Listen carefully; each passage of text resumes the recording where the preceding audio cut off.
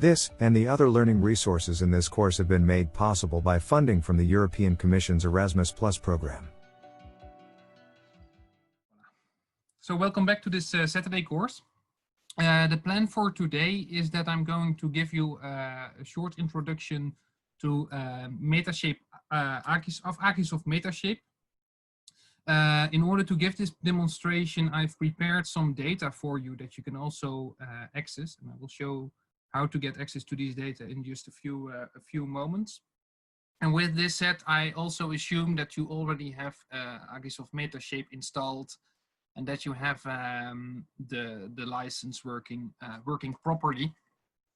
So my idea, since we are now with 18 participants, my idea would be that I will try to do it as not very slow, but as slow as possible, as slow as convenient, show you the different steps. First, to make a 3D model, just an unreferenced 3D model. I will show you some of the settings. I will discuss about the settings. And then after the break, I will show you how to work with referenced data. The demonstration that I'm going to give you, and now I'm going to share my screen for that. There we are on the screen.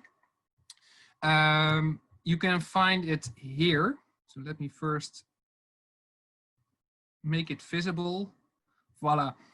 Under the specialist course, you will find some videos demonstrating the different steps. So if I'm going too fast, or if you want to review some of the steps that I've taken for the non-georeferenced 3D models, you can just click on one of the videos and you will see what's happening there. So for example, here I'm clicking on the export button.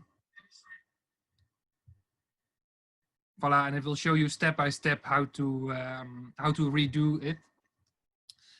Just for your information, this video here, because of the fact that some of my IP addresses were visualized, the resolution is a little bit lower on this one, but it still demonstrates on file management. So we will definitely cover this.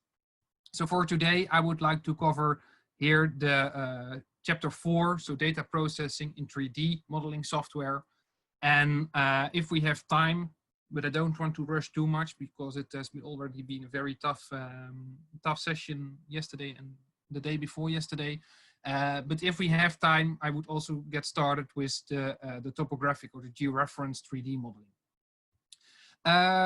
With these sessions or with these chapters, you will also find 2 tasks. So 2 tasks for session 4 and 2 tasks for session 5.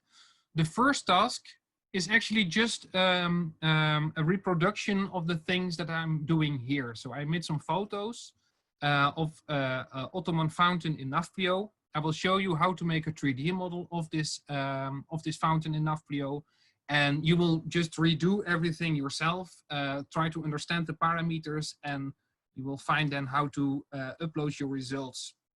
So in this case, it's just a matter of, okay, the final report must be uploaded here. Also, if everything went well, you have made some photos by yourself. So you have made your own photos on site of the artifact or the monument or the thing that you want to make a 3D model for. And you can make that model within the framework of task 2. And of course, I will try to do my best to stay focused via WhatsApp or via email to give assistance wherever needed. Somebody else coming. So the data, I already said that you can find the data here under geo.hoogent.be/heritage/cs of SC. I'm sorry. It's just a very simple web page that I made, giving you access to the different zip folders containing all the data. You can also see that for the laser scanning part, there are also some zip folders available, and they are quite heavy. So they can be multiple hundreds of megabytes. So if you have difficulties with your internet, it may be a good idea already, and you're participating, of course, in the laser scanning course. You can already click on them, download them, so that you don't lose a lot of time on that one. But for this session, it's only session 4, task 1. So that's actually the data that, that you can download here. And in that folder, if you unzip it, you will find something like this, just 7 pictures. In that 7 pictures, you will see that it contains an Ottoman fountain in Nafplio, opposite of the church of Agios Spiridon, if I'm not mistaken. And you see more or less 80% overlap. It's not a metric data acquisition, so we will just make a 3D model of this fountain for 3D modeling, not for measurements or anything like that. So let's get started. There's a presentation available about this this topic. So let me go there. This is the presentation that you will find under session 4.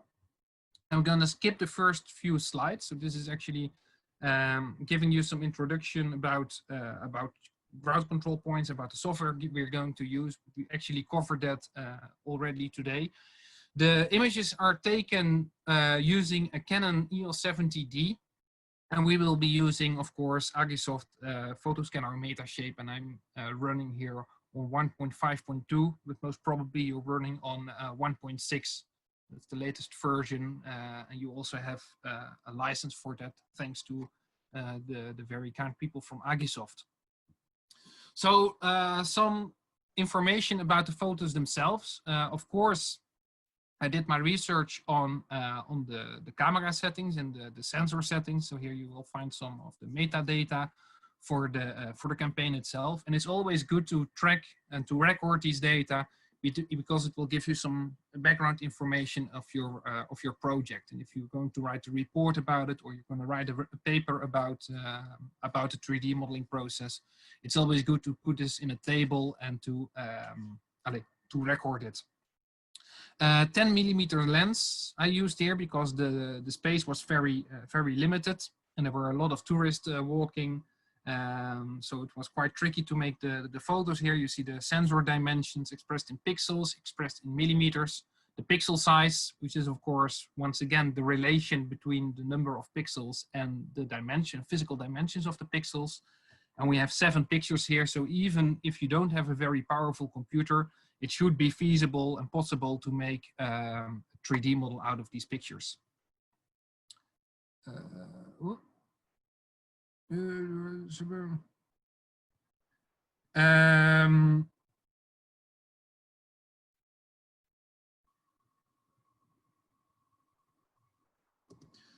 The question, yeah, I'm sorry, I'm sharing my screen. So if you send me a private message, it will probably be visible for everybody. So please keep that in mind, that if you send me private messages, they're actually not private. If you have not yet downloaded and installed the software, you can go to agisoft.com. Downloads installer. So normally you will end up somewhere here. If you press Agisoft, agisoft.com, and then under downloads, you can find, you can start the professional or downloaded professional edition for the appropriate version of your operating system and your processor. And if you have installed Agisoft, let me close this one. Then you can just start it by pressing Agisoft Metashape Professional. The question was, okay, should I open the viewer network monitor? The network monitor is more for cloud-based computing. So if you run Agisoft on a network, you can actually, of course, monitor your network, see what's happening, where are activities taking place. The viewer is a free viewer. It's a little bit comparable to the thing that that Autodesk also has, and Leica has it. It's just for viewing a project, but you cannot modify any of the features that are inside the project. So we will be using Agisoft Metashape Professional, and if I click there, in my case, it will give me an update error normally. No, it doesn't. Voila. Then in that case, this is my interface.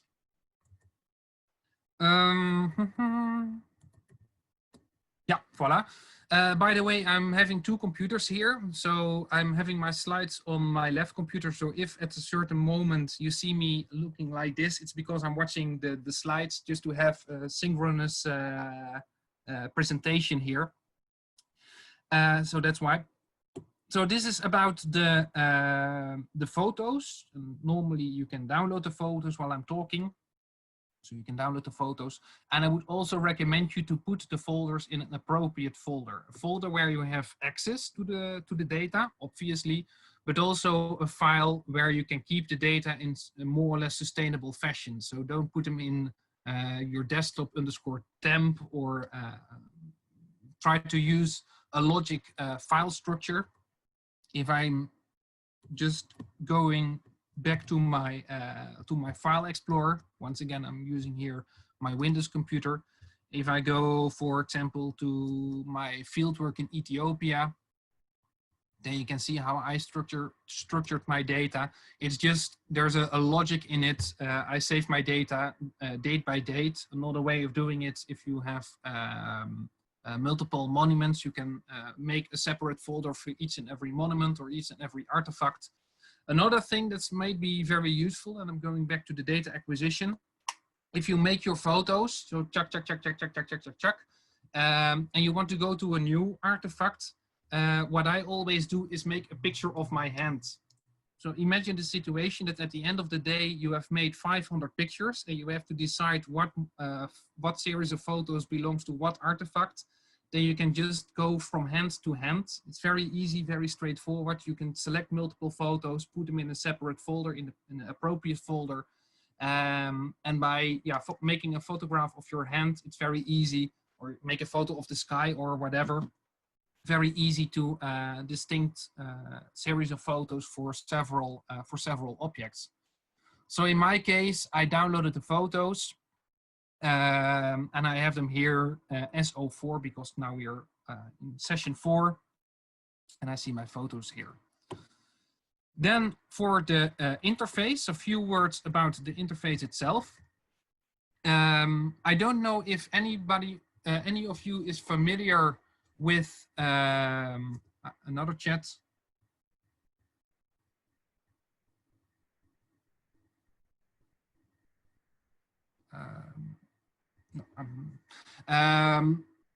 There are two.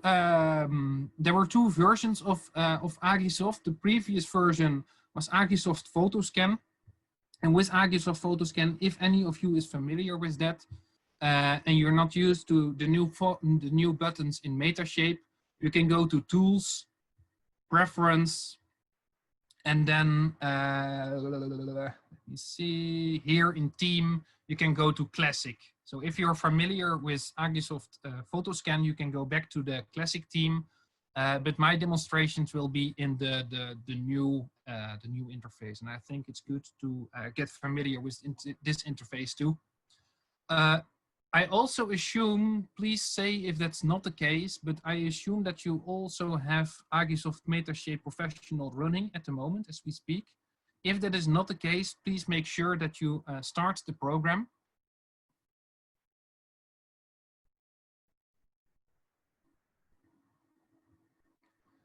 And if you have started the program, I would like to recommend you to go to Tools, Preferences, and then GPU.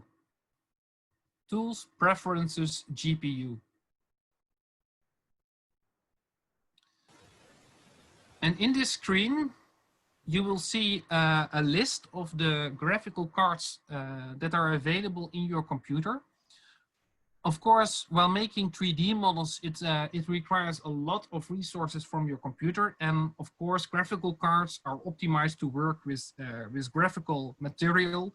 So definitely in this case, it is recommended to assign tasks to your graphical card. So if you have a graphical card available, so for example, here in my example here, I have a sorry, I have a question. Yeah, please. Mine says when I start it, it has 3 options: the activate, the 30-day trial, and in demo mode. Which one should I use? So normally you received by Photogrammetry sent you an email, and this email contains a code. Oh, okay. I can check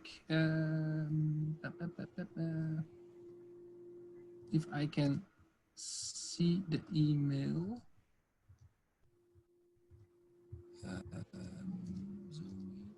Zoom meeting.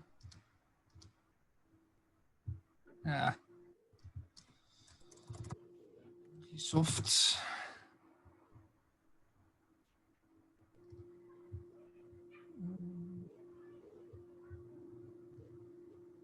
Oh, I've seen it. I've seen it. Okay, Thank perfect. you. Then I can close my my email because Yeah, it's fine. yeah, I voilà. have a problem when I turn on the software. I just have 4 options, not so many as you do. And on the tool preferences, I don't have all of these. I downloaded the professional for 64, Yeah. and it's not like this. Like I just have 4. Can you share your screen, please? Sure.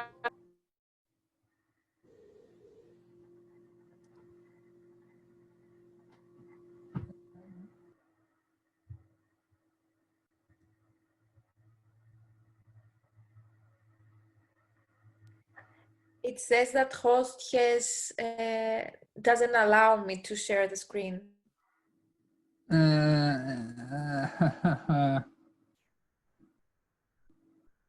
Allee, jongens.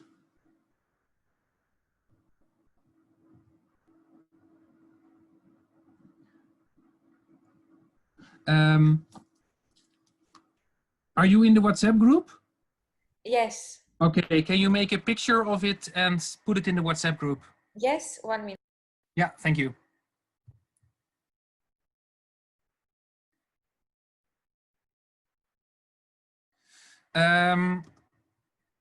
So while I'm waiting for the photo, I go back here, Tools, Preferences, GPU.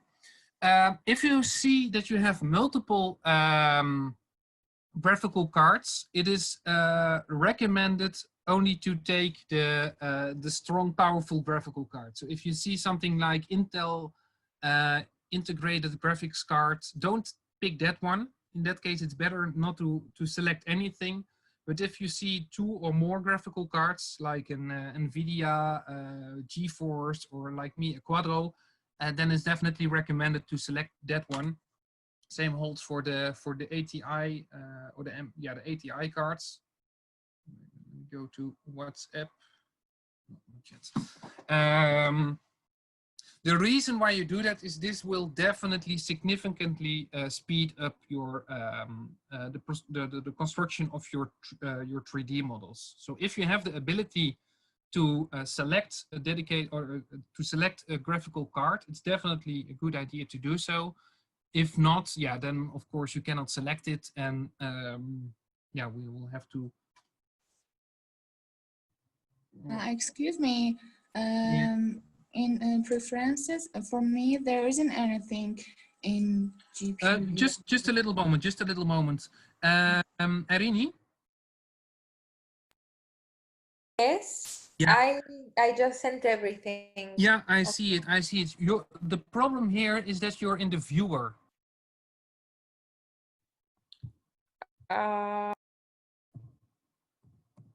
So what you did, Agisoft, you selected this program.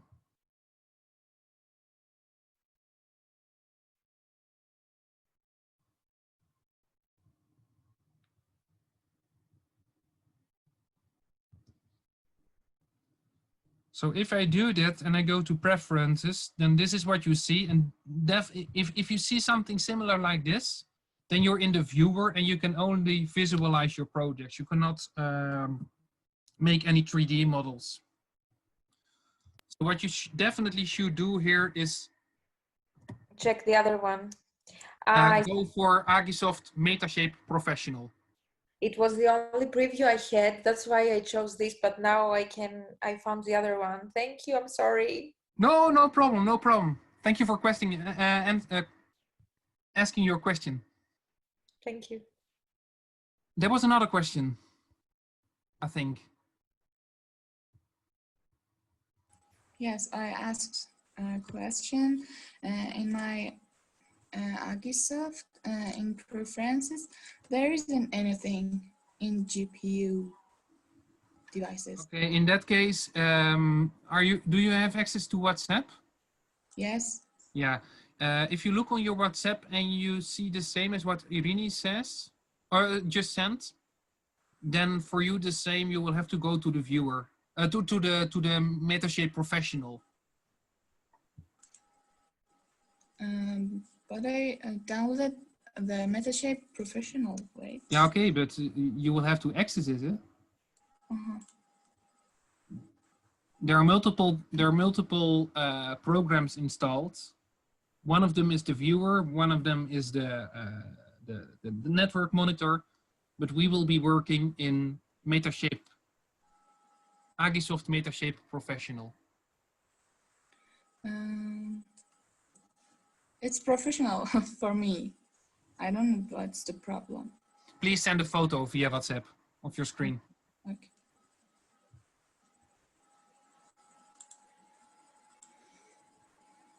So awaiting the photo, what you see here, this is, let me make this a little bit smaller. Here is your model space. So this is where all the visualizations and the 3D stuff will take place. You see a gimbal here, and with the gimbal here on the lower right side, you see your X, Y, and Z axis rotating with it. We can also pan, so right click, then you can pan. Of course, doesn't make sense now because there's nothing in our project, but this is our 3D interaction area. As soon as we are going to load our photos, the photos will appear here in my photo pane. And in this case here on the left side of your screen, you see a reference pane. We will discuss about that in the next session. And you can click here on Workspace. And Workspace will contain all the different deliverables, the orthophotos, the point clouds, the 3D models, the different photos, information about alignment, etc., etc., etc. Before you ask, if for one reason or another, you will have something like this, so you only see the 3D area and you don't see the photos and the workbench and stuff like that, you can go to View, and then you can press here on Photos. Photos will bring back my photo pane, and you can also click here on Workspace, and Workspace will return my workspace, obviously. Just a little moment, I'm checking. Yeah, in the case that you just sent me, it just means that you don't have an additional graphics card.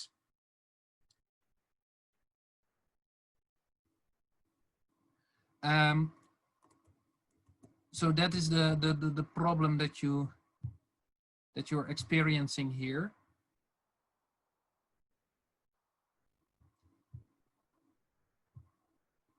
And also you have enabled use CPU when performing GPU accelerated processing. I would recommend you to unclick it. So if I go back to the software, here you have enabled this button here. But to the extent of my knowledge, I'm not fully sure. But if you enable this one, it means that if there is a lot of processing going on, the full processor will be dedicated to that process. So you will not be able to do anything on your computer. I'm not sure about that, but that's what I read about it. I haven't experienced that. So please be careful by selecting this option. So if, for example, I take my, I have another laptop here, a field book. The field book doesn't contain any dedicated graphical cards. Yeah, in that case, there's nothing to select, so I will just have to run everything on my memory and on my CPU. So just to summarize what I just mentioned, the different panes, photo pane and the workspace pane, they are the most important for now. if you don't see them, you can go to view and activate the photo panes. And we also said that we can use our dedicated or our graphics card, our GPU for improvement of the computational performance. So we have our photos here. In my case, I put them on my desktop. Not a very good idea, of course, because otherwise my desktop would be full. But this is only for a demo, and in that in this folder, I have my photos available. The interesting thing about Agisoft is that the entire workflow, or the basic workflow at least, comes together under this button that you see here. You see workflow. Let me zoom in on it a little bit. And if I click here on workflow, you see the different steps that I can do. All the options that are black at the moment, they are clickable. So these are the steps in the workflow that I can activate or that I can run. All the grayed out options are not yet available. So that means that we have to do a previous step. So by doing that and by knowing that, it's actually guiding you through the entire process. And obviously what we have to do in order to start a process is go to add photos, and then we go to the location where I stored my photos. I'm selecting multiple photos with my shift button. In that case, I can just select everything, Control A, or single selections pressing A. These are of course basic Windows stuff. So I'm making a selection of all my photos that I want to incorporate in my project, and I press open. Voila, here I see my photos in my photo plane. Of course, I don't see anything happening here. In one of the examples that I will give you in the next session, you will see some dots available here, some blue dots. And that is indicating that in this project, or in that project, I'm sorry, we are working with geotagged photos. So for example, if you are using a DJI Phantom or DJI Mavic or something like that, the GPS is activated, and there is a GPS coordinate assigned to every photo. But in this case, we will not have that, and we will definitely not use that. So we have our photos here. And if I look in my image pane, I can click here on the right button on this little triangle, and I can go to my details. And this will give me access to the EXIF data extracted from for every photo. So you see the name of the photo, you see the size expressed in pixels.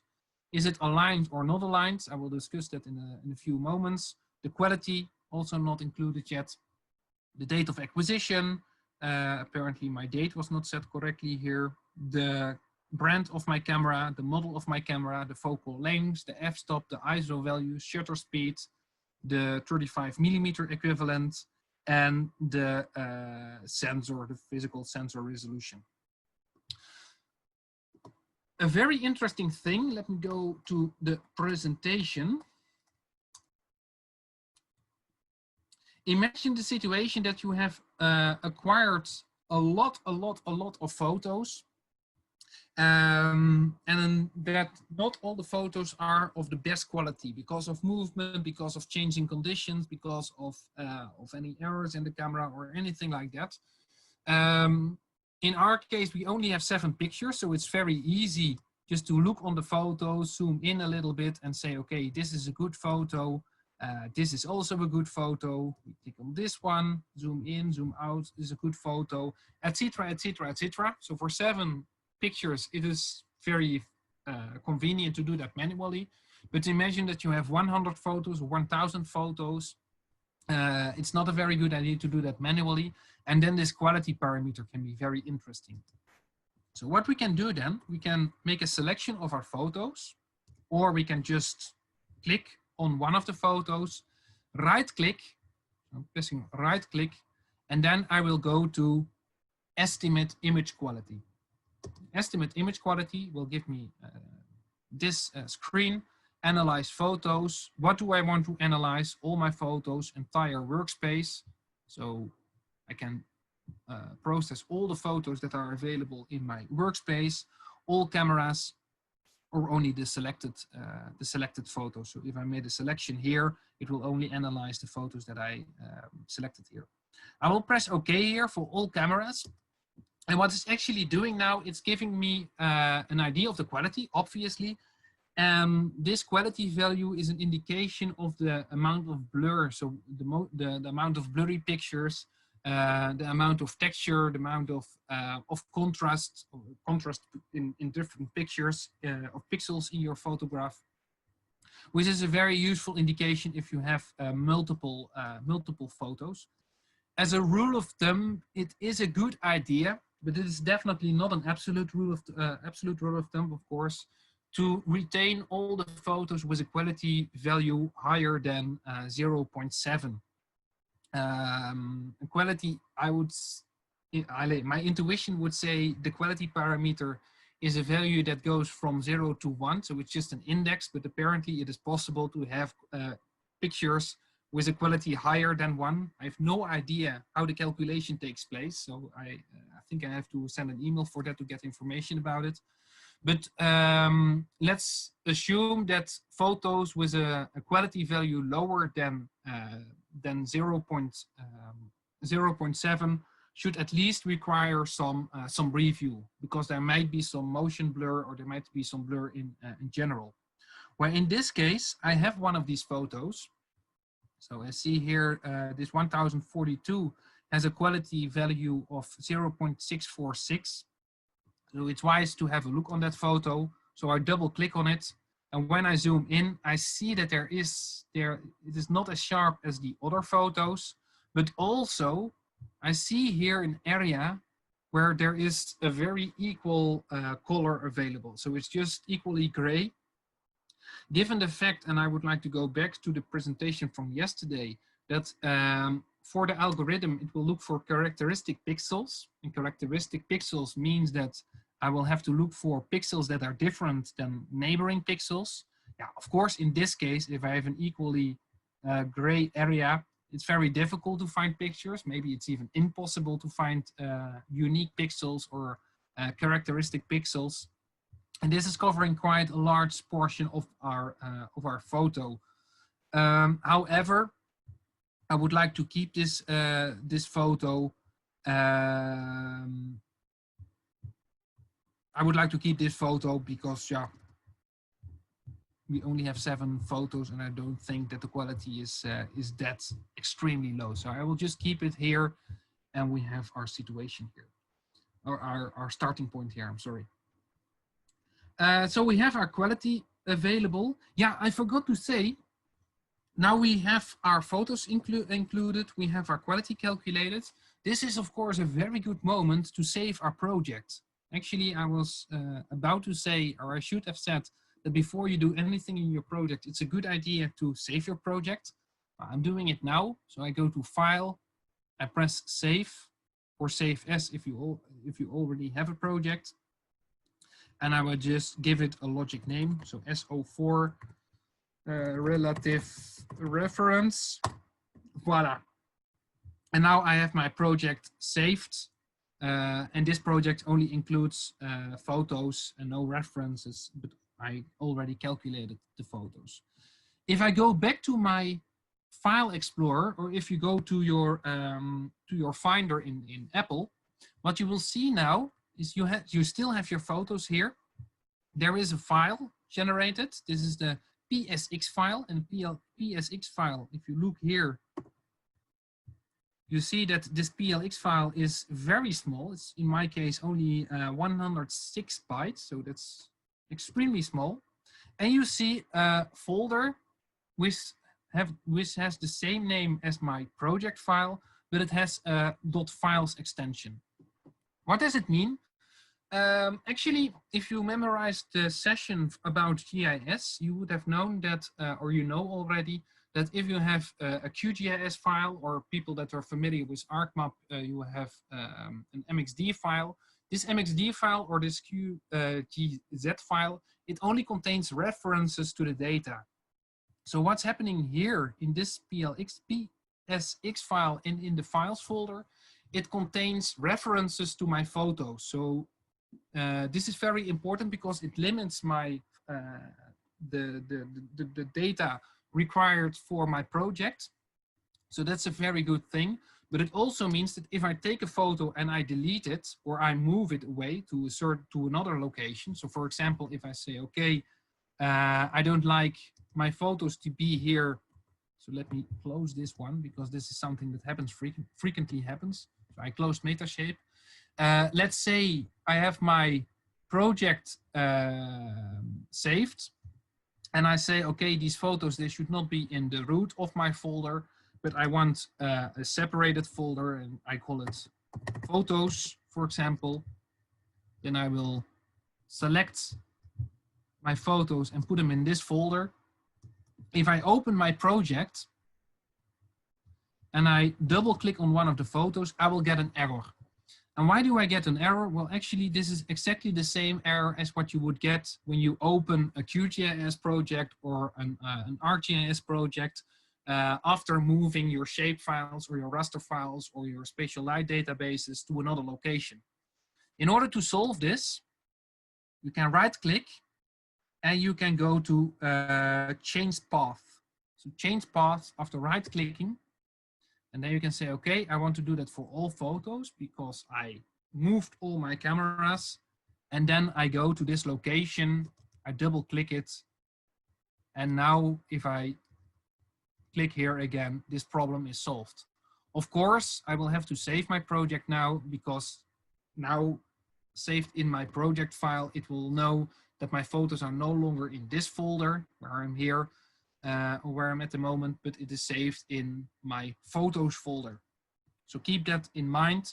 It may be a little bit premature to already mention this, but frequently when people start working with this kinds of software, they make a project, they move it to another location, they change the relation between the photos and the project, and this is a problem that that might occur after that. Also, I would like to recognize to keep these two things in one and the same folder. So the PSX file and the files folder, keep them at the same location. If you move them or if you separate them, your file will be corrupted. So please, actually I would say don't touch these files. There's a chat.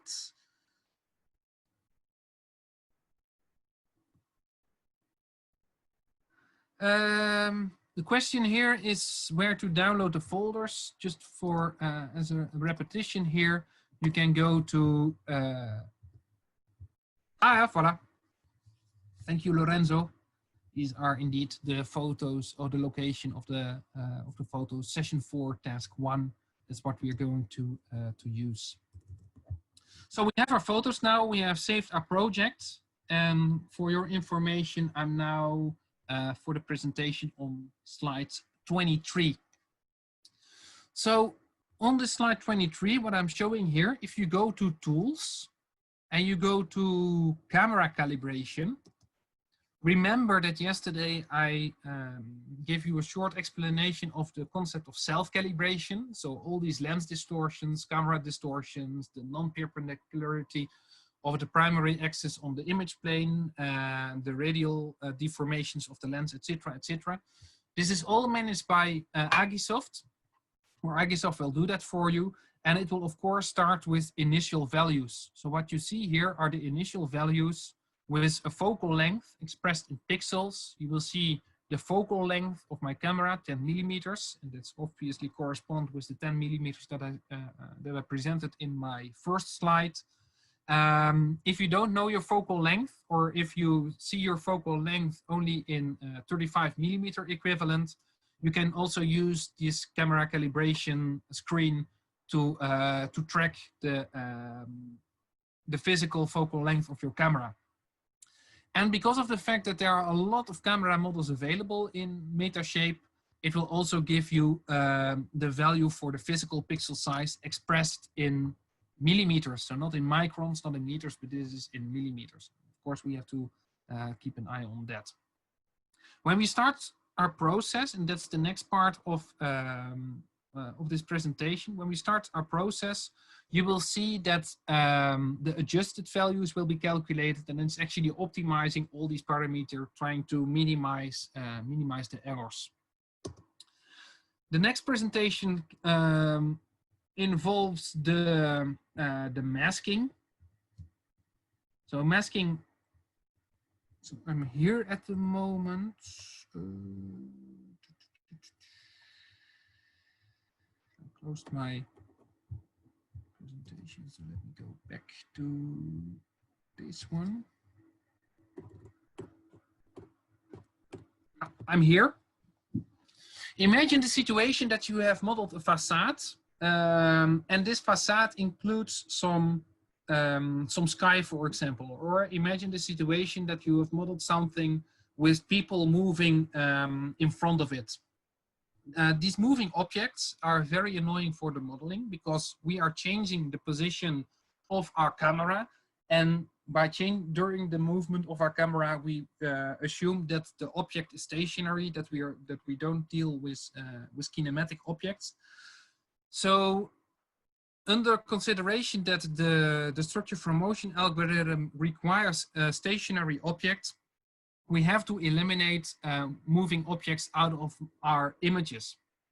And why is this very important? Well, assume that, for example, we have our cloudy area, which you see over here, and there are clouds, and during the acquisition, these clouds have been moving away from the object. Then what's actually happening is that the software will try to find characteristic points on the facade, on the object of interest, but it will also try to find pixels or characteristic points in the clouds or in the contrast of the clouds.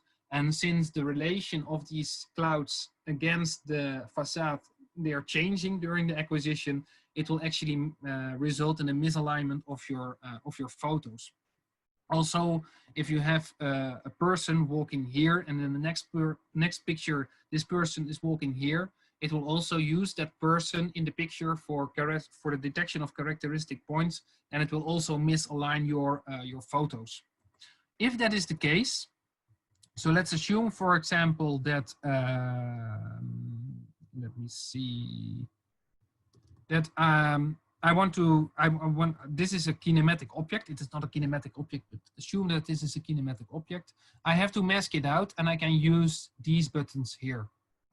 So as with digitizing in QGIS, or if you're familiar with the selection tools in QGIS, you have the ability to use rectangular selection, intelligent scissors, intelligent paint. I'm not familiar with that one. Magic Wand. Magic Wand is quite straightforward. It will just look for pixels with more or less identical color information on it. And if you have made your selection, now I can also make a rectangular selection. Rectangular selection. Click my mouse, and I can make rectangles, or I can make use my intelligent scissors. This is actually the thing that I'm using very frequently. I can just make a free polygon around my object of area, and I have to close it, and then I have my my selected area, or at least the area that I want for selection. So if in case that this is my selected area, so I want to remove it out of my analysis, I don't want to use that area. I don't want to use that area for the detection of characteristic points. Then I have to add it to my selection, and I can use this button here. See, 3 buttons: add selection, subtract selection, and invert selection. But invert selection, it means that everything will be selected except for the area that is here within that polygon. So I can just click like this, and it's inverting my my selected area. It's not yet part of the selection. That's very important. So you can just invert, invert, invert, and now I'm back in the original situation. What I will do now is add selection, and the result of that is that here this window is grayed out. So when I start my analysis, my image analysis, there will be no pixels detected here, or there will be no matching in this area. Another very interesting thing that I would like to show you in that perspective. Let me unselect this area again. So voila, subtract selection, now it's gone again. If you have a very irregular surface, so for example, assume that I want to mask the top area here, the gray area, I want to mask it, for example, or imagine the situation that you have a wall and this wall, I think I have an example of that.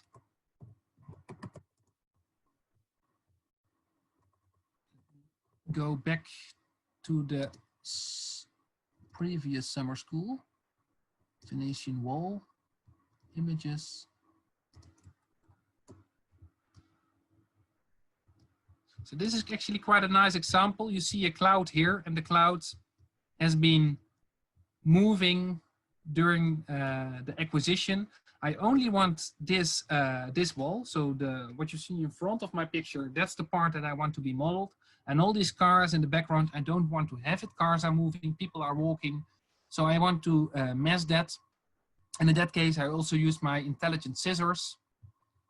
And what I can do now is I can just click here and here and here and here and here. But this is a huge, huge, huge operation to do, especially when you have a lot of photos. So what you can do then is just follow the surface and hold the control button. And if you do that, it will actually follow the surface or the line of the biggest contrast in your photo. So holding the control button, it will definitely speed up the construction of your polygon. And of course, when you're done with that, you will have to close your polygon, maybe invert it. And now this portion is will be included in my analysis. So that's for your information about masking, but you will practice that more often in the exercises, especially if you have made a facade and the facade includes some clouds. So we can finally work on the 3D modeling itself, because so far we did a lot of blah blah blah about the preparation and about site conditions. We go back to our workflow, and after adding our photos and after calculating our quality, which is by the way optional, and after masking our photos, which is obviously also optional, I see now that I can align my photos. And this image alignment is actually the part where the structure from motion takes place. So I'm clicking workflow, align photos, and I have multiple options here. Open this one. The first option is the accuracy. The accuracy is actually just a qualitative measure for the number of points, for the quality of points within a photo and between photos. So within photos is actually the number of key points. Actually, we don't have to add open advance here. The number of key points. And the type points is the number of key points that are matched between different photos. So what will actually happen here, if I click OK, I'm not doing it now because there's another important parameter. After clicking OK, what will happen? The software will look for characteristic pixels or characteristic areas within a photo. In the second step, it will look for the correspondence of corresponding pixels, corresponding matches between one picture and another picture, and based on these combinations, so the combinations in one or multiple images, it will actually calculate the triangular model. It will make a triangular model of the object in relation to the cameras, and then we will see the orientation of our cameras. And the degree of doing that, the number of points and the quality thresholds are actually defined here by the accuracy parameter. Actually, the only two things that I'm using in my case is low and high. The difference, at least in my projects that I've seen so far, and it's also documented in some literature. I think it was on also on morphology, so morphological deformations. The difference between highest and high, at least for the extent of my knowledge, was not significant. Why would I use high and why would I use low? If I am on site, if I'm working on an archaeological excavation or I'm working on data acquisition, sensu lato, I'm pre-processing my data in low quality because it will give me a very fast insight on the coverage of the data, some information about the quality of the data, and I can see that, okay, the data acquisition was good, or no, I should go back on site and make some more pictures or fine tune my data acquisition. Obviously, when I'm on site, I'm not using my heavy laptop that I have here, but I'm using a very old laptop that is not as powerful as this laptop, nor of my desktop computer. And in that case, even low or even lowest can give me some information that will give me some insight of the quality. As soon as I'm back on the office, I will rerun the project with high quality, which will obviously give me a better result and a better triangular model for the images itself. So in this case, I would recommend you, if you have a graphics card, please start with low. If you don't have a graphics card or a dedicated graphics card, I'm sorry, because if you're looking at the screen, you have a graphics card. But if you didn't pick a graphics card under tools preferences, please tick lowest or low. Otherwise, the process will take a lot of time. This is also a very important parameter, the generic pre-selection. Yesterday, I mentioned that we have a constrained and an unconstrained data acquisition. And one of the most convenient ways of having a pseudo constraint or constrained data acquisition campaign is that if you make a photo, that the next photo is actually a neighbor of the previous photo. So I took my images in a consecutive way in a stripwise fashion, let's say, which is normally the case if you use autopilot software or if you're working with a facade that you start on the left side and you end in the right side or vice versa, but you don't take your photos randomly. By taking your photos in a non-random fashion, in a linear fashion or a stripwise fashion, you can tell the software, you can tell Metashape that, okay, my next photo comes after the previous photo, and so forth and so forth. And this is generic pre-selection. And if you disable this option, after looking for characteristic points in each and every photo, without selecting generic pre-selection, it will look for matches in all the other photos. So if I have my photo here, the 1038, it will look for correspondence in all the other photos. If I enable this one, it will actually just intensively look on the 1039, and then it will more or less look at 1040, and then to a lower extent it will look on 1041. So this is the fact that you give a certain order to your photos increases the computational performance of Agisoft. By the way, if you have any questions, feel free to interrupt me wherever you want. Because right now I'm going to click OK. And I see this happening, processing. It's a shame that it was open, so I'm going to see if I can advanced keep type points, strip file. I don't know how I can keep the screen open. I know how it is. Sorry. Under log console. Voila. I'm opening my console. For me, at least, there's a lot of blah blah that I totally do not understand what's happened here.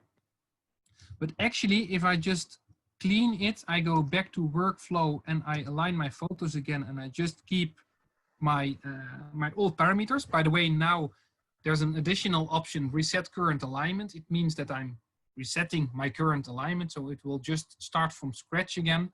I'm clicking OK. There's a lot going on here in the console that you also see here under details. What's actually happening here, and that's quite interesting, and that's why I'm showing it to you for the reference to the presentation of yesterday.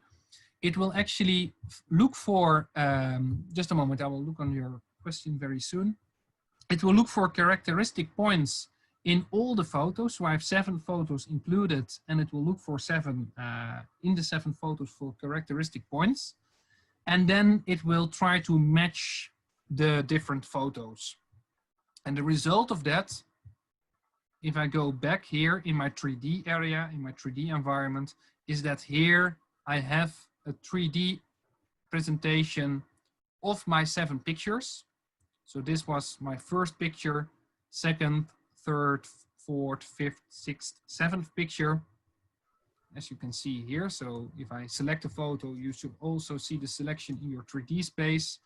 And this point cloud is actually a representation of the sparse, the matching points projected in 3D. So let me go to the question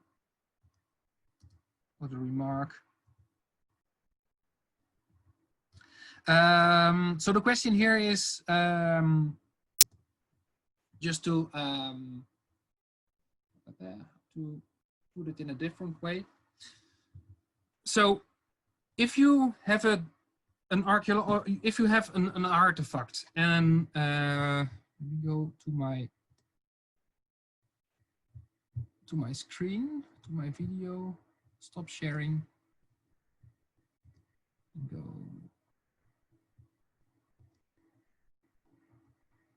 No. Voila. So let's assume that I have an object. Let me go back to my tiny total station. I want to make a 3D model of this object, which is obviously not a good idea because I don't have a lot of contrast on this piece of plastic. If I have my object here in a static mode, so let's assume that this is static, and I take a photo like this, I take a photo like this, I take a photo like this, I take a photo like this, I take a photo like this. So in a random fashion, around my photo, and another one here, and another one here, and another one here. In that case, I will keep this option disabled, meaning that if I have one picture, the first picture, it will look for characteristic points. It will look for characteristic points in the second, the fourth, the third, the fourth, the end picture. And it will look for matches in all the other photos. So it takes a certain amount of time to find correspondence between all these pictures. If I say, no, I have my object here and I take my first picture, second picture, third picture, fourth picture, and I have a systematic data acquisition. So this picture comes after this picture, comes after this picture, comes after this picture. In that case, if there is a logic, if there is a sequence of photos where there is a certain topological relation between my photos or the acquisition parameters of my photos, in that case, I can enable generic pre-selection. And the result of that is that Agisoft will increase its performance by just looking in neighboring photos for correspondence, instead of looking for all the other photos at once. Perfect. Thank you for your question. So let's go back. Voila. So some interesting things here. You see the different You see the different photos here. You see the sparse point cloud. So this is just a 3D representation of the matching points. And if I click on one of the photos, I can also click here, show points. And then you see these 4,000 points that were found during the feature detection. And the difference between the gray points and the blue points, the gray point is a characteristic points where there's no equivalent in any of the other photos. Whereas in the blue points, these are detected as characteristic points and there is an equivalent in another photo. If you want more information about it, you can right click on a photo and then go to view matches. And in that case, for this photo, you can say, okay, where are the matches between 1042, 1040, 1039, blah, blah, blah, blah, blah. And you see, the further you go away, so if I take the two extreme photos, the most leftmost photo, and I click on the rightmost photo, you see that the amount of points, the amount of matching points is very limited, but this is just an illustration of the matches, just to give you an idea on the quality of the alignment. If for one reason or another you see that the pictures are totally random or in a totally different fashion as you have acquired the photos, then there might be something wrong with the data acquisition. So you can go back here to workflow and realign your photos in different quality parameters, or you can go back to your masking, or maybe in a not ideal situation, you should go back to site and retake your photos. Another thing that I'm going to discuss as well is here this box around the sparse point cloud, and this is actually the extent that has been calculated by Agisoft, where all the further different steps will take place. So we have much more than only the fountain, but Agisoft will only calculate the sparse point clouds within that little box. It's not such a problem, because if I take a look here, I have a vision of a lot of matching points, feature points and matching points on the fountain itself. But as I already told you, because of the fact that these matching points should be located in areas where there's a lot of contrast difference, we don't have a lot of contrast here on this gray area, and obviously there are no feature points nor matching points detected in that area, in the gray region here. And the same holds for a lesser extent here for the gray area, or the yellow area. Why am I telling you about this bounding box?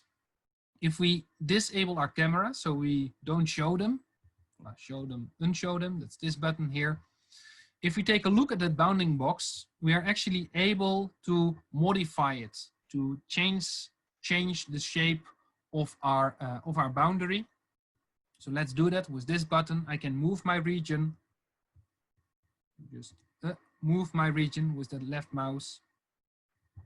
If I do this, I will have no result because all my my objects are outside my boundary.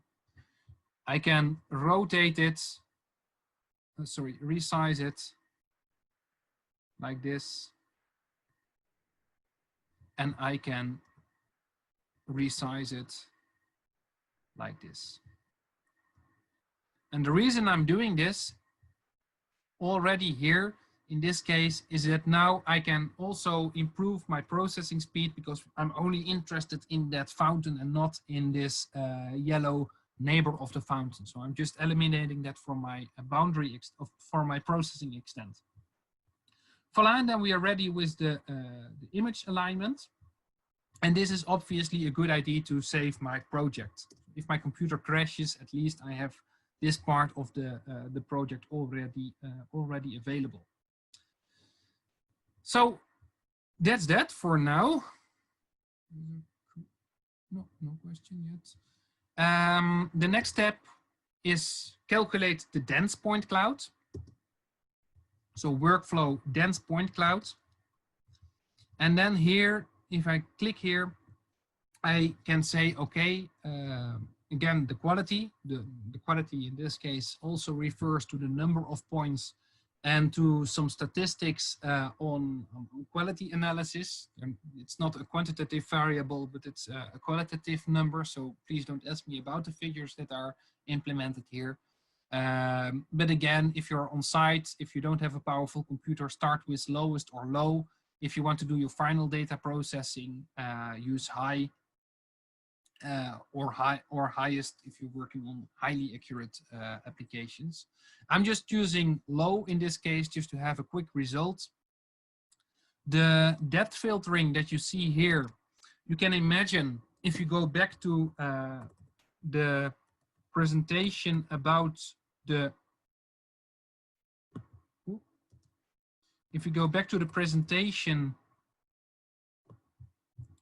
about the multi-view stereo. So let me go back there. Was this one? No, it's not this one.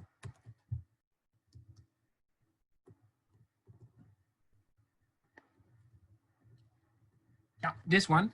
You can imagine that if I have one photo here and one photo here covering this red pixel, for example, if I only have two pictures available covering that red pixel or that red area, I will only have one intersection. But as soon as I have more than two pictures, I have a redundancy of information, and I will not have one point of intersection, but I have a cluster of intersections. And the information that you will have to give here, so the depth filtering, is actually some kind of also a qualitative way. Here the quality is a qualitative way on how to deal with that, how to say, okay, the cluster should have a certain dimension. And if there is a lot of noise in your photos, or if you're working with sharp edges, how to filter these points. That's actually what you're going to give here. There are different ways of filtering. Disabling means, okay, I'm just going to keep all the points that are calculated from all these intersections. Aggressive filtering means that I will eliminate a lot of points and I will end up with a very smooth surface, maybe even an over smooth surface. This is frequently the case when I'm doing high altitude or pseudo high altitude UAV based modeling, landscape modeling. Then aggressive is convenient. Mild is useful if you're working with architectural modeling with very sharp edges and you want to retain these sharp edges. With aggressive filtering, you will end up with smoothed edges. Mild will exaggerate these sharp edges. But in most cases, it's a good idea just to start with moderate, somewhere in the middle. And based on that, if you lose a lot of information, you can play with the quality, or you can just decrease the strength of your depth filtering. So I will keep it on moderate, and I will also calculate my point colors. Then I can press OK.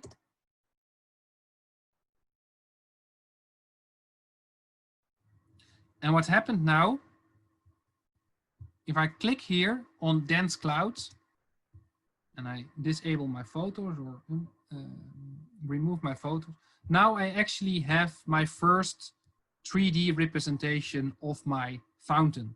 So these points, and if I open in my workspace, I see that I have 292,718 points available in my dense point cloud. This is actually the geometry that is calculated using the multi-view stereo. So from now on, if I continue my process, this is actually the basis of my geometrical representation of my object. If I'm happy with that, I can say, okay, let's put it on high. I would not recommend you to do this if you don't have a very powerful computer, because this can take a while to calculate. And here it goes reasonably fast. And since I'm now here in this workspace, I see indeed I have a dense point cloud with a certain amount of points. I also see the quality, which is now low quality, but we will see that the quality will increase because I also increased the parameter for the dense point cloud calculation. I have my tie points. So apparently the tie points, so the matching points, are in 3,701 in total, and 7 photos, and all these 7 photos are aligned. If for one reason or another you have included, let's say, 50 photos and only 40 photos are aligned, please take a look at the photos. You will see here this V sign indicating that a photo is aligned. And also you see it here aligned in a listed format. So after having this talk, you also see that by increasing the quality of my point cloud, I also increased the number of points. So apparently quantity and quality goes hand in hand here. Instead of having this old 300,000 points, I end up now with almost 5 million of points, meaning that I also have much more quality or much more detail. I would not say quality, but I have much more detail in my point cloud.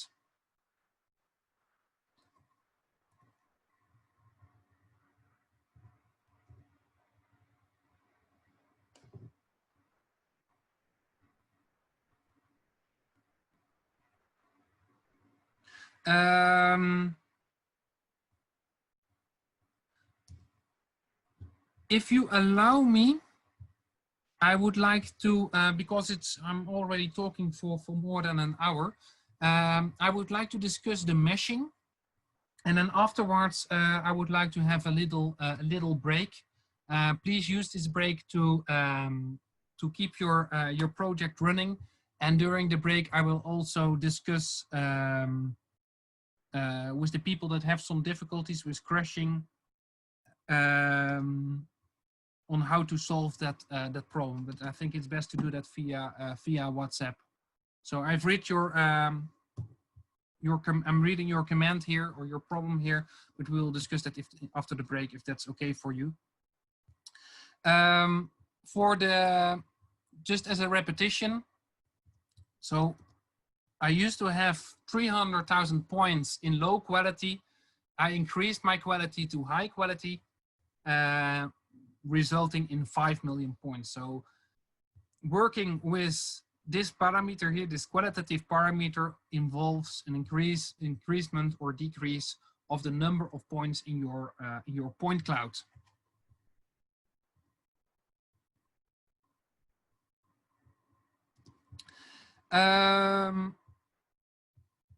So I have my point cloud here. And if you look closely to the point cloud, I can zoom in a little bit. I can pan with my right mouse button. You see that here on this area, there is some noise. And before I'm going to make a real triangular model of this point cloud, I would like to get rid of this noise. That's actually the same as what you would, the same tools we'll be using here as what we would do with the masking. So I'm making selections here again, and then I can use the freeform selection. Click here, keep my mouse button. And in this case, I have selected these points, press delete or function backspace for Mac users. And I can just eliminate my points. So this is just for fine tuning your dense point cloud, because in a moment, I will show you how to use the dense point cloud for the triangular model, so for the surface model. And of course, we don't want all this noise to be incorporated in that triangular model. So I'm just cleaning my point cloud a little bit. Like this. Also want to get rid of the yellow part of the construction. Let's do it like this. It's not perfect, but I can live with it for now. This is, by the way, also a good moment to save your project. Voilà, project is saved. And we have, let's say, a pseudo-cleaned point cloud. We're still in the domain of 3D modeling. So the last thing we have to do on that regard, for now at least, before the break, is press Build Mesh. And here you will see a very, very, very important parameter. The first parameter that we have to decide is what data are we going to use for the meshing. By the way, the meshing is nothing more than just a triangular model, preferably a closed surface model, yeah, no, not a closed surface model, but a surface model of our object. You can do it based on the sparse point cloud. So these are the 3,700 points, the matching points. Of course, we have our dense point clouds. Apparently, for some applications, the depth map can also be used for building meshes with higher accuracy, but I'm not familiar with that yet. So we will be using dense clouds for building the mesh. Also, you can set the phase count. The phase count is a very important parameter because it will define the number of triangles in your model. Especially, I understood from the WhatsApp group that that some of you are familiar with 3D modeling like Rhinoceros or maybe even 3D Studio Max. If you're familiar with that software, you know that these software are mainly compatible with low poly modeling. And also, if you're familiar with 3D visualizations in online environments, you most probably know that the number of triangles should be as limited as possible. So for most publication purposes, I also try to limit it, my face count number. And that's also what I'm going to do here. But this is, of course, a balance between the quality of your model, because low face count also means that we are going to decrease the quality of the final model, the quality of the final triangular model. So you can just play with this parameter. I will keep it on low face count at the moment, so I will end up with something a bit more than 90,000 faces in my 3D model. This parameter, surface type, is extremely, extremely, extremely important. You see here arbitrary and 2.5D. 2.5D, what it means actually is if you have a surface, an XY surface, so just a planimetric surface, it means that for high fields 2.5D, it means that for every planimetric position, so for every X and Y coordinate, I have one and only one elevation value. So that's actually what you will have with a digital elevation model, a TIFF or a Mr. Sid document, where you have just a planimetry and the altimetry is a function of your planimetry. So I have one X value for one and only one X and Y position. So this is high fields. The problem with high fields is that these types of modeling does not allow me to work with undercuts or overcuts. So if, for example, I want to model a table, imagine yourself a table. I have the standards of the table here. I have a standard of the table here. I have my the surface of the table. If I would model that table in 2.5D, it would mean that I will end up with a cube. So I have my top surface. I have my closed, the sides of the table are fully closed, and I have no information about what's happening under the table.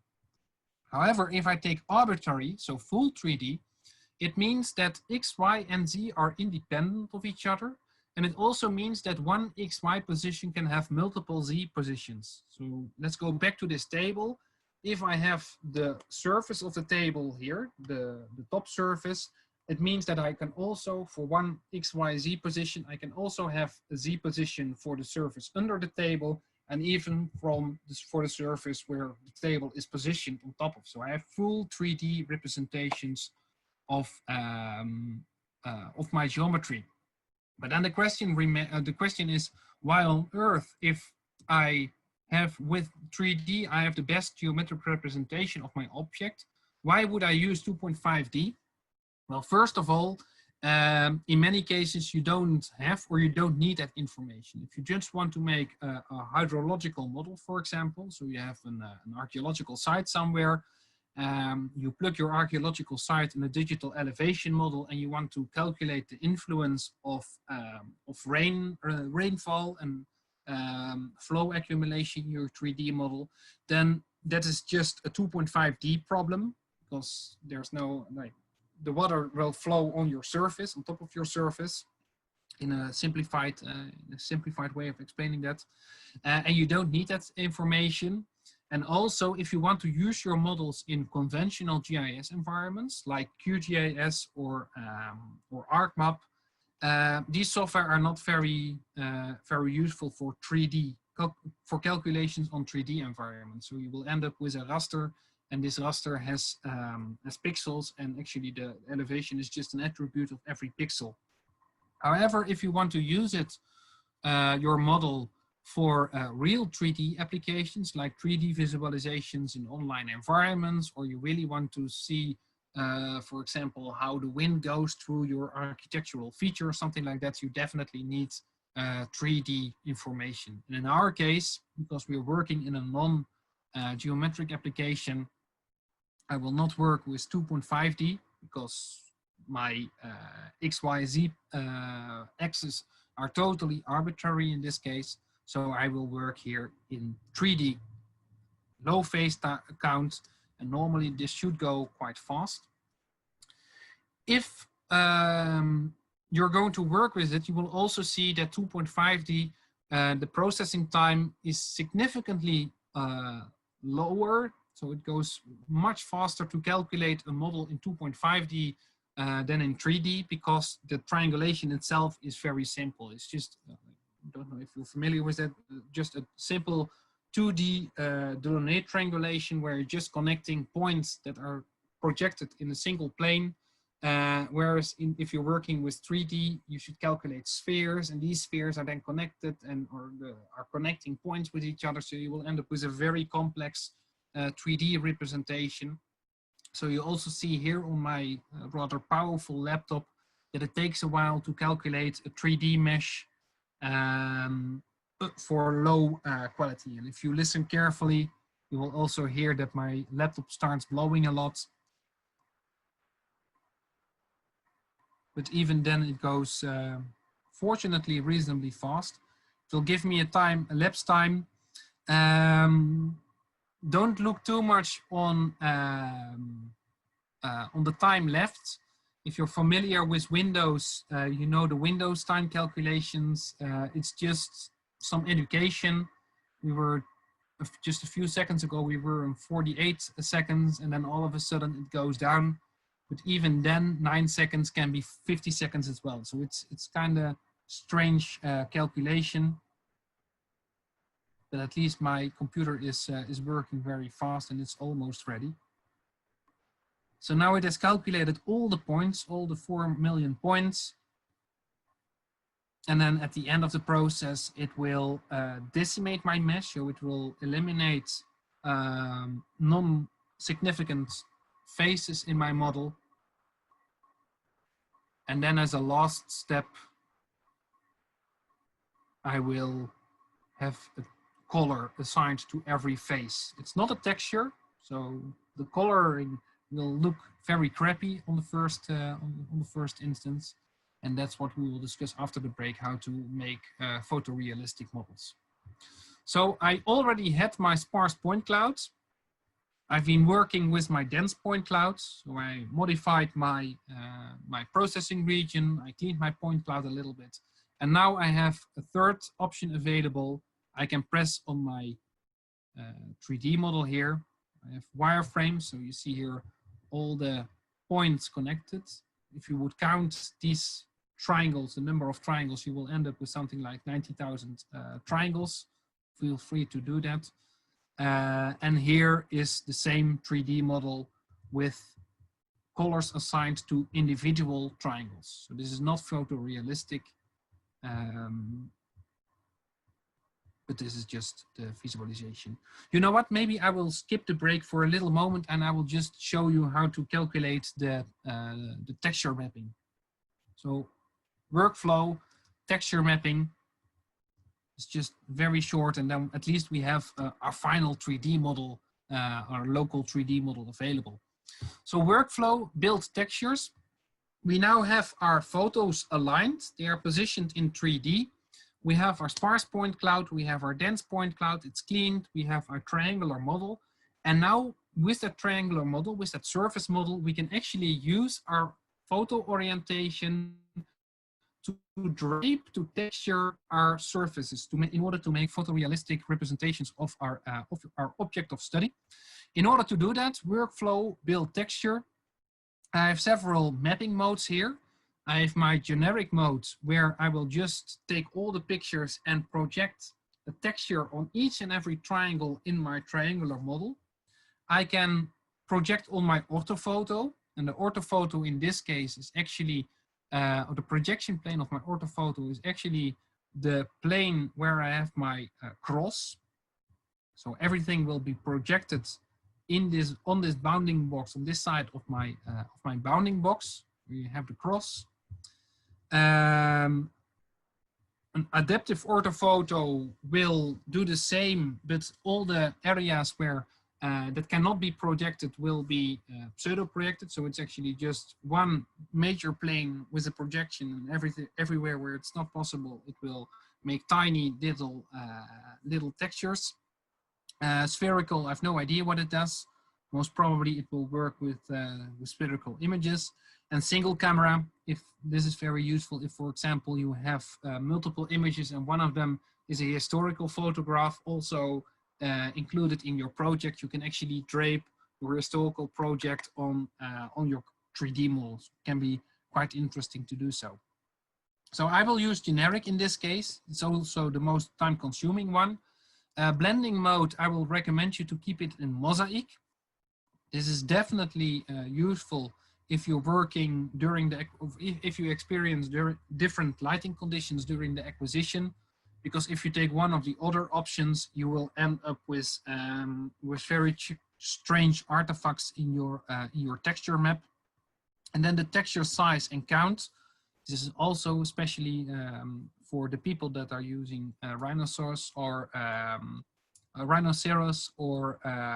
3D Studio Max. They will know that if you make a texture map, if you make your own texture map in Photoshop and you load it in your 3D model, that you always have to work with a power of 2. So for example, in this case, 512 is a power of 2 of how much? 2 tot de macht 9. Yeah, 2 and the power of 9. So 2 of the power of 9, or I can use 1024 is 2 by the power of 10. And this number here is actually the number of texture maps that will be calculated. So if I say, okay, I take 4 texture maps with a dimension of 512. If I click OK here, it will actually make 4 texture maps with a dimension of 512 by 512 pixels. Should go reasonably fast normally. Hopefully.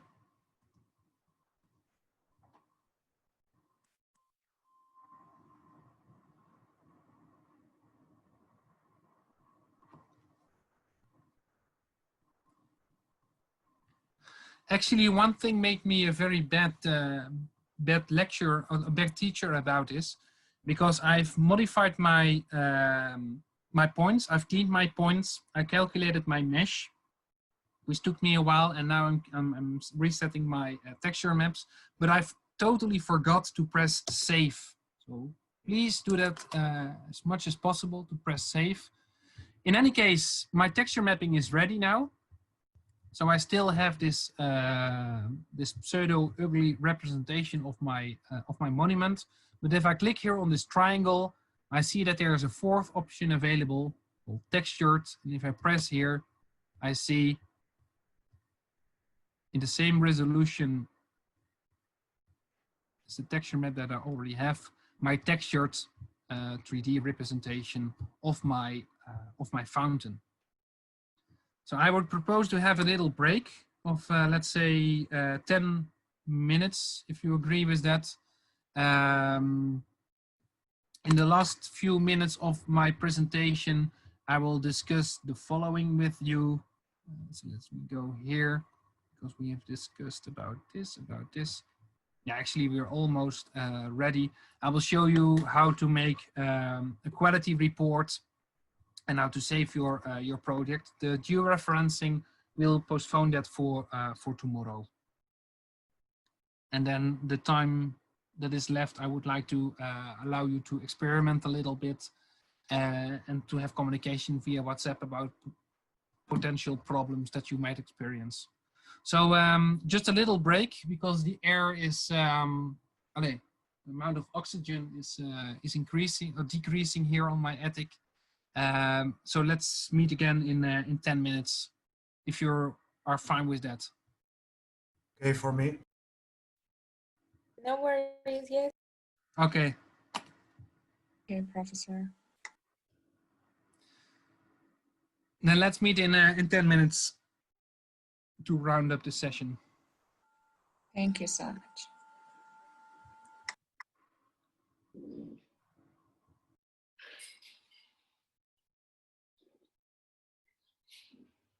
Recording again.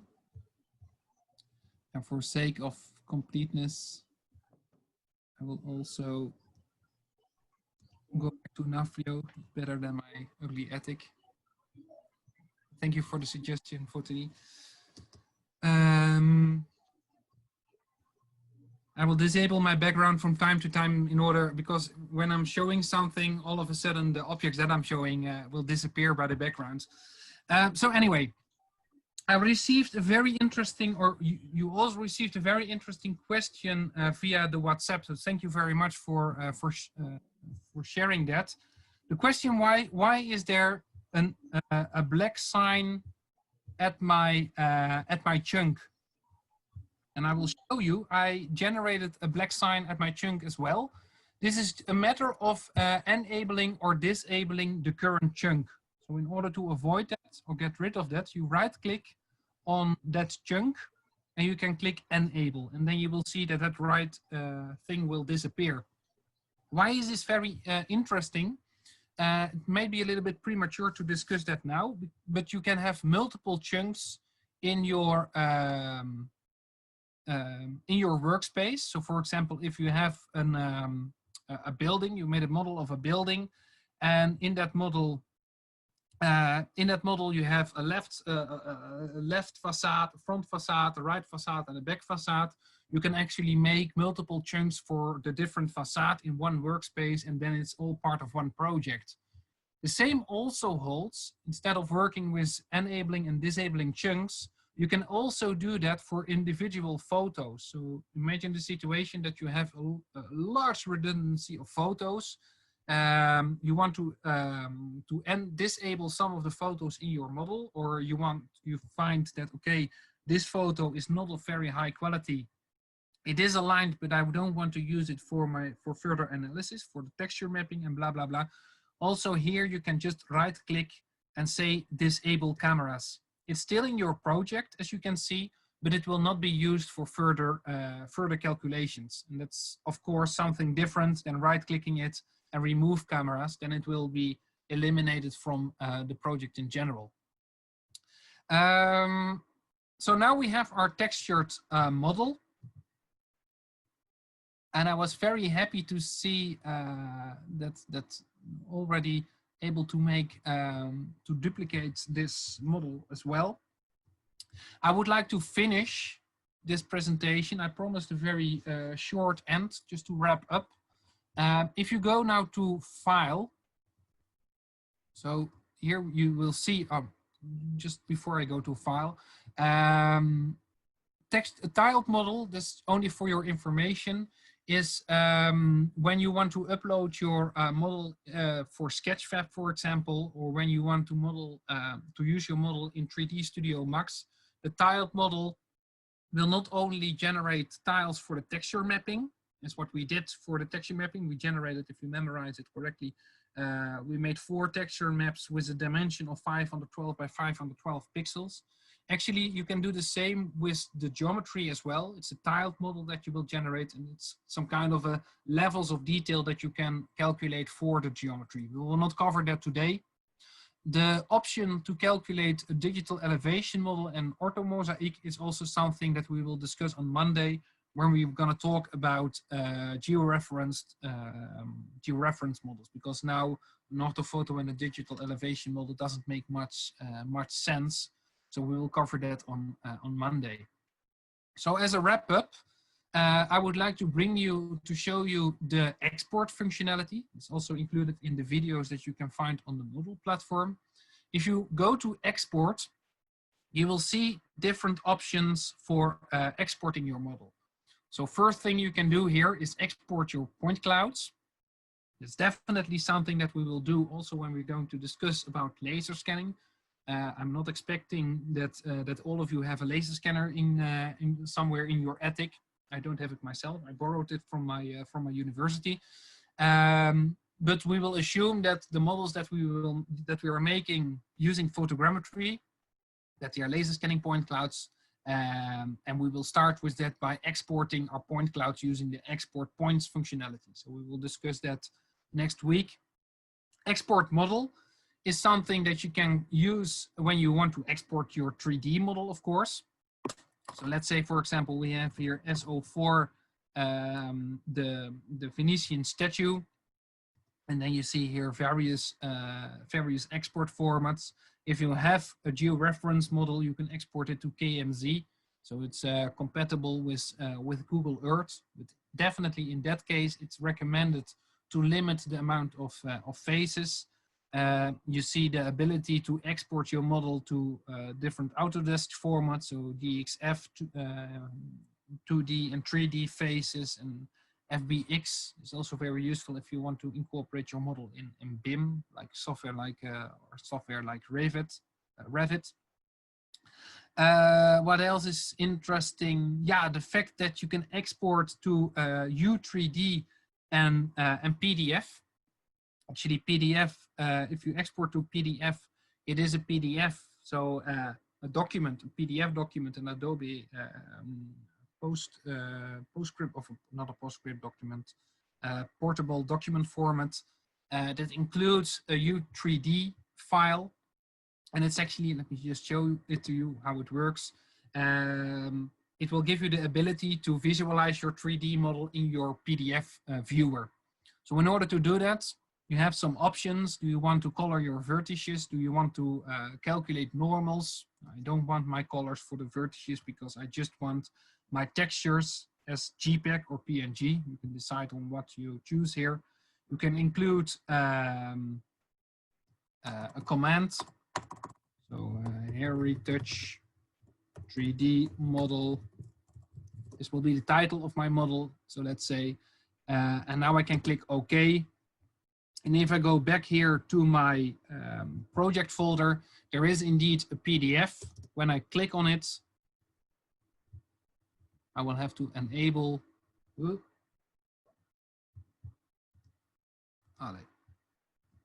Just a moment. Yeah, voila. Always trust this document.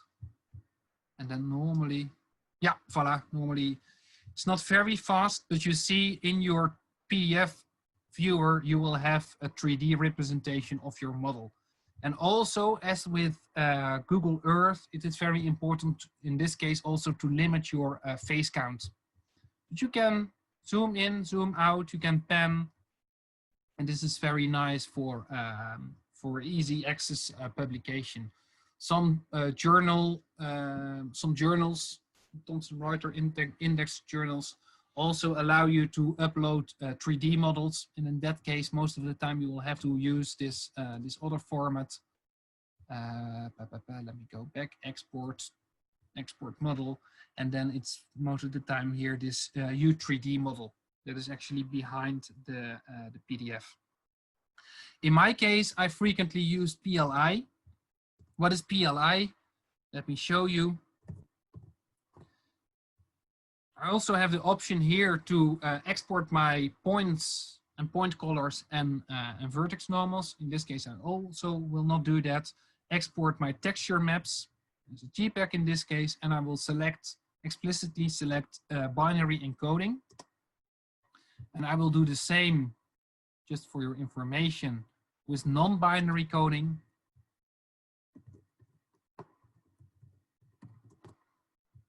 So let me disable this. And if I go back to my file explorer, what you see here now is you see 4 texture maps. So this is 1, 2, 3, 4. Of course 4, because we said we told Agisoft, okay, make 4 texture maps of 500 by 500 pixels. If I go to the properties, I see indeed the dimension is 512 by 512 pixels, so that's correct. And I also see my PLI files, 2 PLI files. This is my binary files. And if you look closely, we wait a little bit, that my binary file has a size of 4.13 megabytes, whereas my non-binary file is, in this case, twice the size of my file format of my model. So there's a big difference between the binary encoding and the non-binary encoding. This is human readable. If you open it in a text editor, you will actually see a full textual representation of your model. the coordinates of all your of all the points that are calculated, not the dense point cloud, but the points that make the 3D mesh. You see the relation between all these things, the normals, blah blah blah. But we will not discuss that in too much detail. In any case, if you double click on the 3D model and you have a viewer like MeshLab, I will discuss that also later in this workshop, then you can have access to your model using external 3D viewers. And a big advantage of this SO4 of PLI format, PLI format, is that it is very easy to export it to other formats. So if I go back to my website, for example,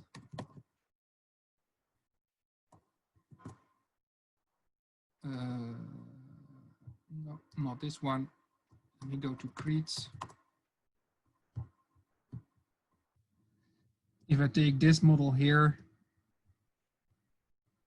then the model that you are looking at the moment is actually a converted PLI document. So it's optimized for the internet. It was an Italian research institute that that published the source code for that 3D hop, if you're interested. And that's all based on the PLI files. Then Monday, I'm going to discuss about exporting orthomosaics and digital elevation models. So how to export these documents and convert these models into a TIFF file or a BIL file or XYZ file, and that we can use these data in QGIS for final map publication, which is very interesting.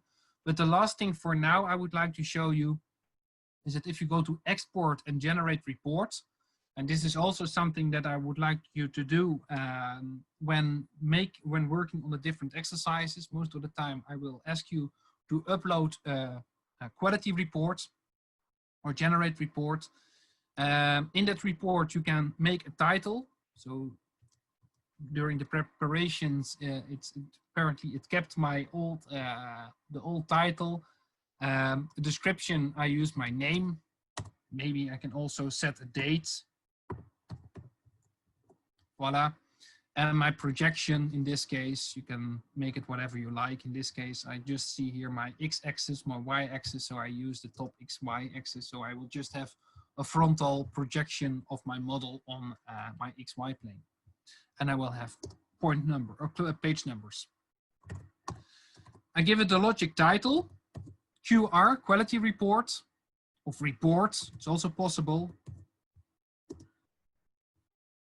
And at the end of this, you will see a new PDF in the folder that I made. So this is the PDF, and this is also something that I would upload as an exercise in this case. And what does it show me?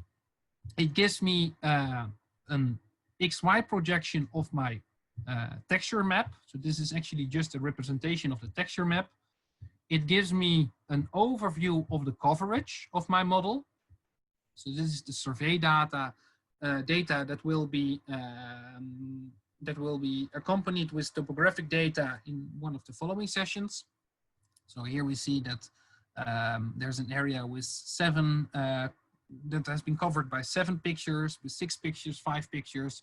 On the red area here, we have only one picture, and you see a representation of the different cameras. So we have 7 cameras with some quality information about the camera. Next Monday, you will find some metrical information about the ground sampling distance and the metrical quality of your model, also in this report. Something on the self-calibration, the lens distortions, the camera body information, an indication of the digital elevation model, which is of course totally relative because we didn't incorporate any information about the DEM. And this is very interesting, and that's why at this point I'm already stressing out the importance of this quality report. If you're on site, if you're working on a project and you have fine-tuned your parameters, and you want to go back to the office and redo the entire process from scratch, or you want to fine-tune some of the parameters, here you have a full track of all the parameters, all the settings that you have added to your to the current version of the project. So, for example, here I can see for the point clouds, the sparse point of the sparse point cloud in this case. I used 3,700 of 3,900 points. I did the alignment in low quality using generic pre-selection. It took me 2 seconds to make the alignment. The dense point cloud was in high quality, resulting in 4 million points. I have a high quality 3D surface, and I made a texture map using Mosaic with 512, texture size of 512.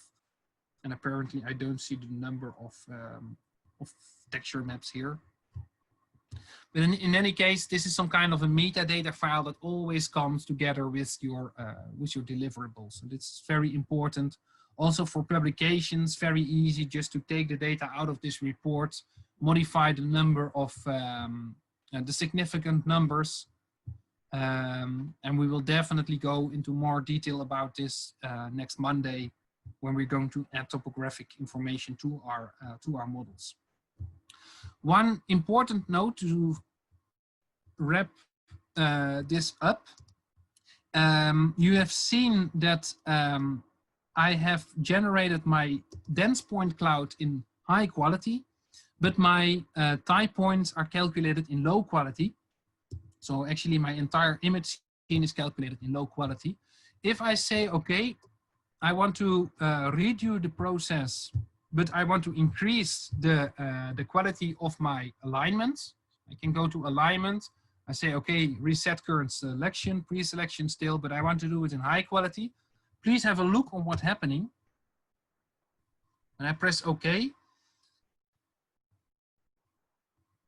You see that all my results that are calculated after the image alignment will be removed when I redo my image alignment. So this means that that now I lost all my 3D modeling, I lost my texture mapping, I lost my dense point cloud, and I will have to redo that because I redid a step that was further to the start of the entire workflow. So now I have to go back, calculate my dense point cloud, and this is very important. If you say, okay, I'm not very happy with the not very happy yet with the image alignment, then please don't put too much effort on the dense point cloud generation and the 3D meshing, because most probably you will lose all that calculations after fine-tuning